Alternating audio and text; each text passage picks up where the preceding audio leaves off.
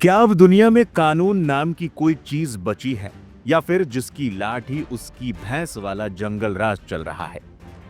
सोचिए, आप अपने घर में सो रहे हैं, आप एक देश के चुने हुए राष्ट्रपति हैं और अचानक दूसरे देश की सेना आती है, आपके बेडरूम से आपको उठा लेती है और 7 समंदर पार जेल में डाल देती है। कोई हॉलीवुड फिल्म नहीं, ये हकीकत है। शनिवार की रात अमेरिका ने वेनेजुएला में जो किया उसे दुनिया ऑपरेशन कह रही है, लेकिन आम भाषा में इसे दादागिरी या दिन दहाड़े अपहरण कहते हैं। राष्ट्रपति निकोलस मादुरो और उनकी पत्नी को कराकस के सबसे सुरक्षित किले से उठाकर अमेरिका ले जाया गया।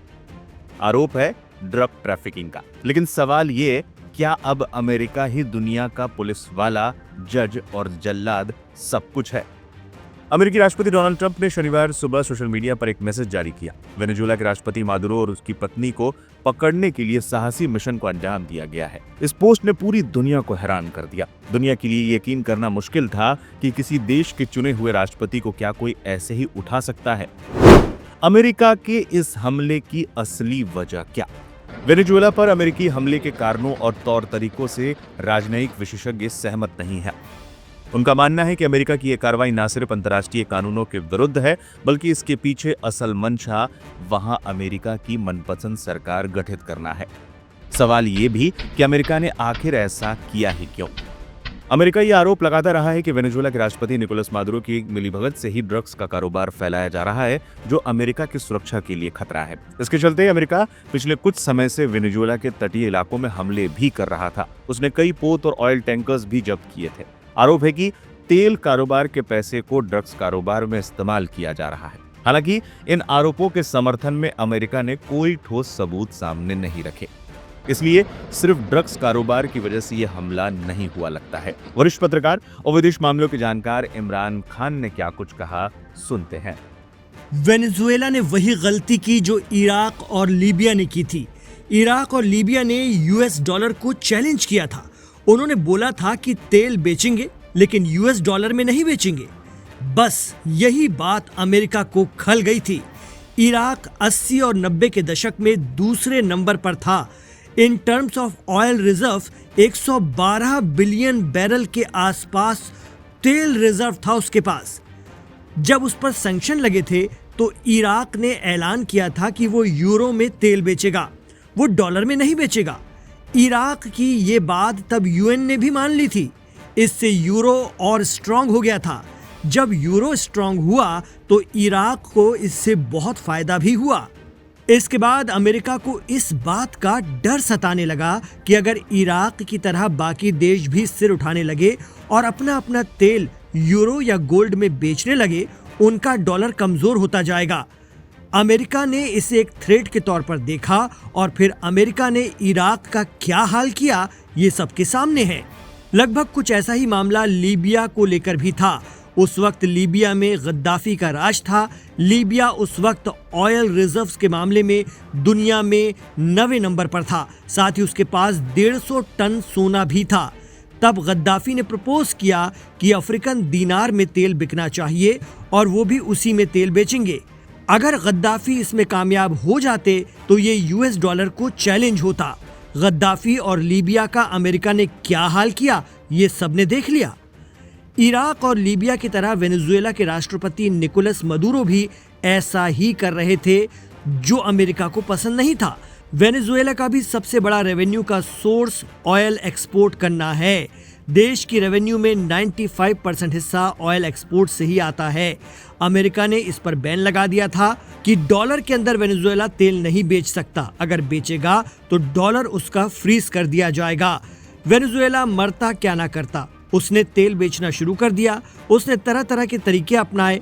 वो यूएसडीटी यानी क्रिप्टो करेंसी में अपना तेल बेच रहा था। सिर्फ अकेले पिछले 12 महीने में ही 22 बिलियन यूएस डॉलर यूएसटीडी के थ्रू वेनेजुएला पहुंचे थे।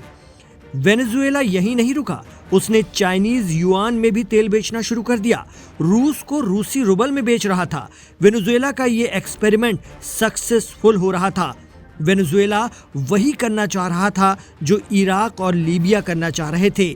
ऑब्वियसली एक्सपेरिमेंट अमेरिका किसी भी हालत में कामयाब नहीं होने देना चाहता और नतीजा आपके सामने है।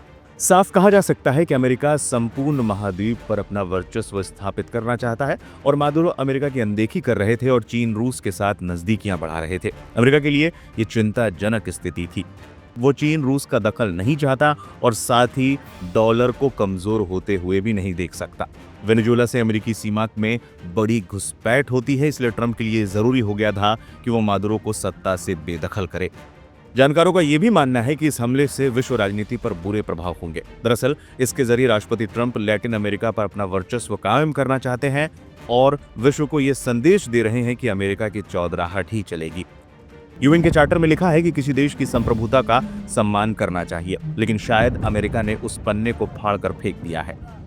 यह घटना सिर्फ मादुरो के बारे में नहीं है, ये एक चेतावनी है पूरी दुनिया के लिए कि अगर आप अमेरिका के रास्ते में कांटा बनेंगे तो आपके घर में घुसकर आपको उठाया जाएगा। नियम सिर्फ कमजोरों के लिए है, ताकतवर के लिए तो बस दादागिरी है।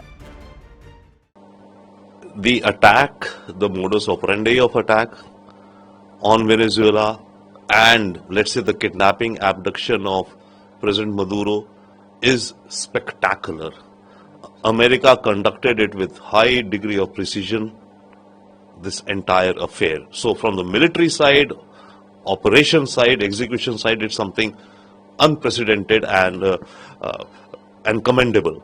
However, on the other hand, the fact of its morality, the fact of international law conformance, therein definitely America has flouted the norms.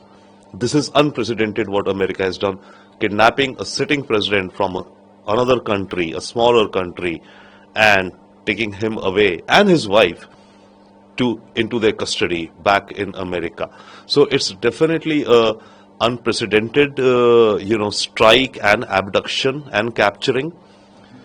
It will have definitely impact on world narratives. Other countries will also take a lesson, especially the big large countries who have more money and muscle and military, that they can do similarly with regards to any smaller country in their neighborhood with which they are unhappy, especially let's say China. China can draw a parallel that it can execute similarly an operation against Taiwan, and the world will have to accept it.